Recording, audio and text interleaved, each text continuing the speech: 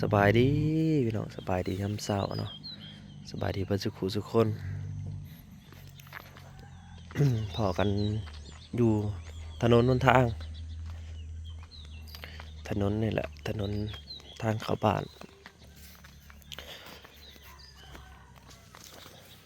หลายคนก็ว่าฝนตกอย่ามันเละ มันก็เละอยู่พี่น้องแต่ว่าแรกๆมันก็เละอยู่แต่ว่าฝนตกไปตรงมาเดี๋ยวหินมันก็โผล่ดอกเพราะว่ามันมีแต่หินนี่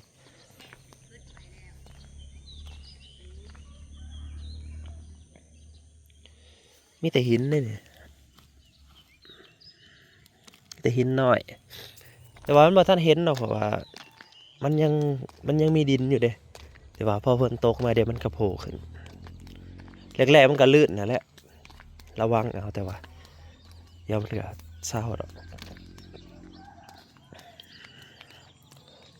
ทางก็บ่ได้กว้างดอกนี่อยู่ในนี่ลักมันอยู่ในนี่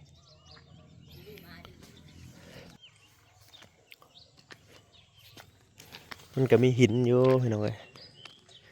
มีหินอยู่แต่ว่าแถวขอบขางยังสิกวดขึ้นมาอยู่มันสิกวดไหลขึ้นมาอยู่เพราะว่าเดี๋ยวเฮาก็พังกันละหัวมันก็บ่ได้ใช้งานหยังที่เฮาบ่เอาสูงมาได้เพราะว่ายันฝนตกแล้วยามมันลื่นมันไหลเด้ตรงนี้นะกับมันสิเบิดแล้วงบบ่หลายเด้เลยอยู่บ่หลายรถมันก็เลยในสำนี้ก็โอเคแล้วล่ะเพื่อมันอยู่มันหยังกะมันก็สูงกว่าเดินอยู่น้ำมันก็ไหลลงไปนี่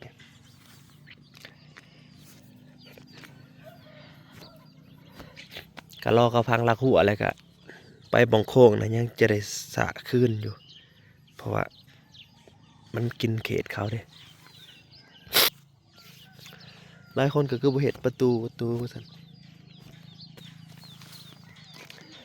ก็คือประตูนะเฮายังบ่ทันเห็นดอกพี่น้องต้องรอให้เขาพังลักหัวอันเขตนี้ก่อนเขตนี้ไปแล้วเขาก็จะไปเห็นประตูอยู่ตรงพูนแต่ก็บ่ได้การันตีว่าสิได้เห็นประตูดอกเพราะว่าหนึ่งก็ต้องอันรอพังเขาทีมงานทีมอันไปหน้าน่ะเพราะว่าเขาก็บ่ได้เร่งรีบอีหยังคันว่าเขาสิเที่ยวนำเขาก็มาจ่ายเงินหรือว่ามาเว้ากันออกซอยกันเขาก็บ่ได้ทำประตูหยังเลยแต่คันเขาบ่เที่ยวหรือว่าเขาบ่นั่นเขาก็จะทำประตูเขาก็บ่ได้เร่งรีบอีซั่นเอาง่ายๆเอาง่ายๆถ้าบ่ทำก็ฤดูฝนเขาก็จะปิดนะตอนนี้เขาก็ยังไปถามกันอยู่ได้ยินมาว่าแถวนี้เป็นดินหนาทางมาได้นี่ถนนเขาหอดเด้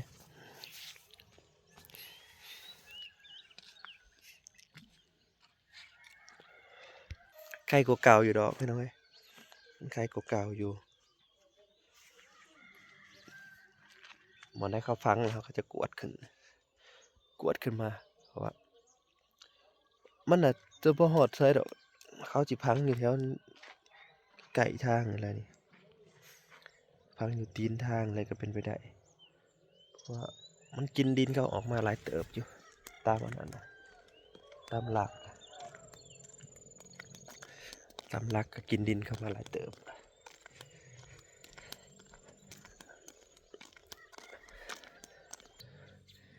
หลายคนย่านลื่นมันก็แรกๆมันก็ลื่นอยู่แล้วไปหน่อยเพราะว่าฝนตกมาแล้วดินนั่นดินเหนียวมันยังบ่ทันนั่นแต่ว่าพอหินนั่นมันโผล่มันก็จะคายอยู่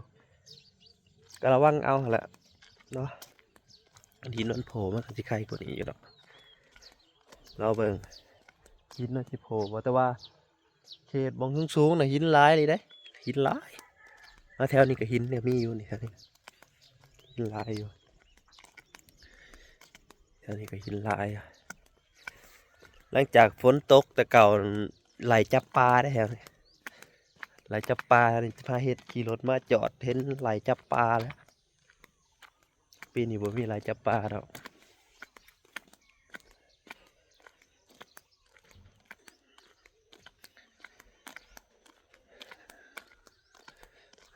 แหละพี่น้อง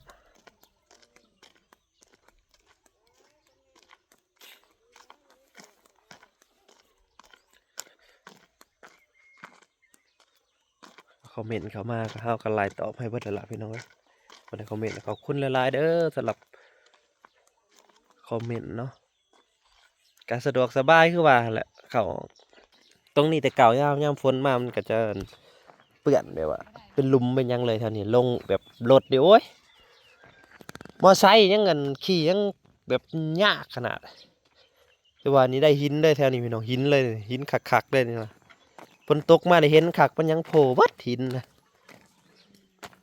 แจบลงไปนี่โอ้ยหินเลยนั่นแหละ อยู่บางไทยนะพี่น้องคนว่าขั้นต่ำนะ800รถหนึ่ง ก็เห็นเพิ่นเม่นอยู่ว่าอยู่ไทย800หรือเป็นพันโพดะแต่ว่าเฮาก็อย่างแพงก็600พี่น้องเอ้ยเห็นว่าอย่างมันไกลๆแน่หั่นเด้คันแบบว่าเขาแก่มาให้ไกลแน่มันเขาก็คิด600ถึงดัน600ถึงดันแต่ว่าเจ้านี่ก็ยอมรับว่าเขาใส่ให้หลายเลยพี่น้อง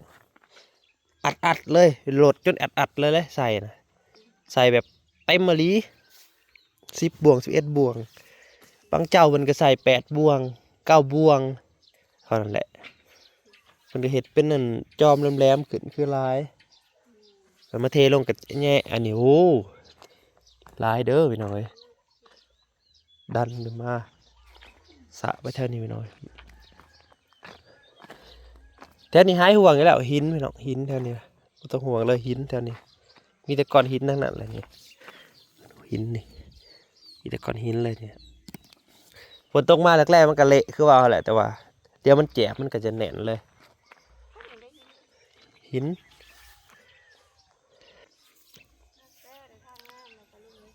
เลือดจะหนาทางอะไรเลือด ไปใส่ท่อ ที่เดินนะไหวกันนั้นเขายังไม่ทันได้เที่ยวเลย ยังเงินการนัดจ่ายว่าจ่ายตอนแรกนะเดี๋ยวเพราะว่าทางฝั่งไทยมันกับฝากมาแต่ละทางเขาแม่น้องแม่มันก็ได้ผู้เที่ยงหน้า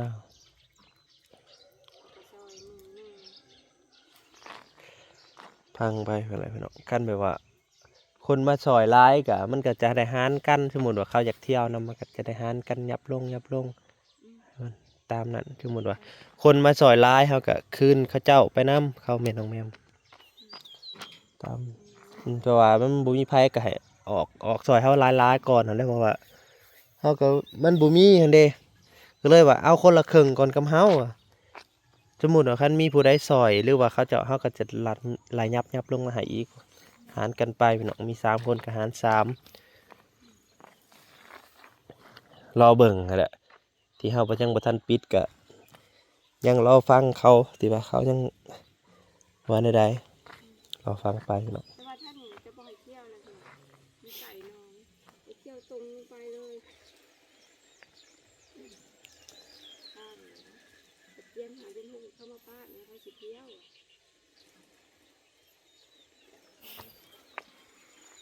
มีไก่น้องเลยนะไก่น้องไก่ ยาวผ่านเลย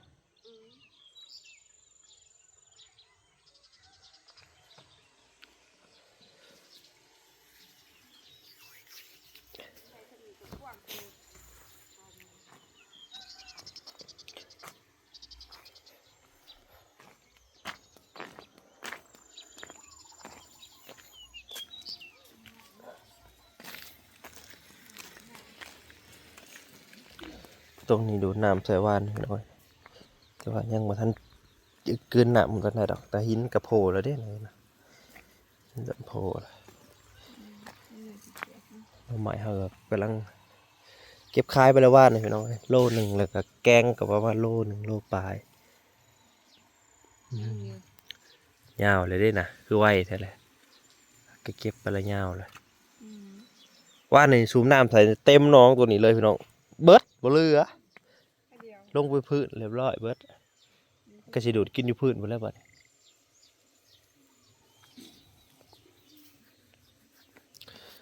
หน่อไม้หน่อย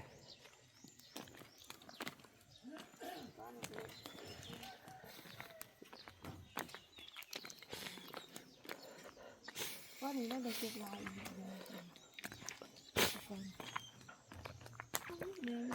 เงี้ยวเลย ก็ใหญ่เนาะเก็บลาย พ่อคือตี ได้โลก็เก็บอยู่ก็อย่าแต่มันบ่ได้โลนี่ตัวนี้คือยาวไว้แท้นะว่านนี่ยังกันสั่นนะพอเก็บแหละ ให้เบิ่งเลยตะปูนหน่อย ใช่ นี่คือสีเขาเบิ่ง เออเออมันแหนงใหญ่นะพี่น้องคือว่าอะไรมันออกแหลกๆใช่ปะมันจะเป็นปูนมาแหนงใหญ่ๆเลยนี่เป็นเห็นปะใหญ่ๆอวบๆเลยเอาไปส่งเขาจันยังบอกป้าแหนงเราไหมาจะคือใหญ่แท้แต่ใหญ่อีหลีแหล้วได้ใหญ่เด็ดๆแน่นี่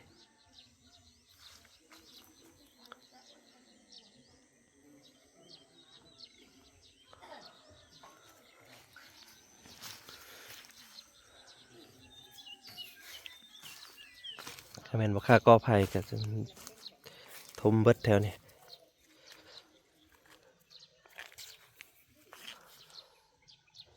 บ่ค่ากอไผ่ก็พี่คอยทมไปเรื่อยๆทีละนิดทีละหน่อย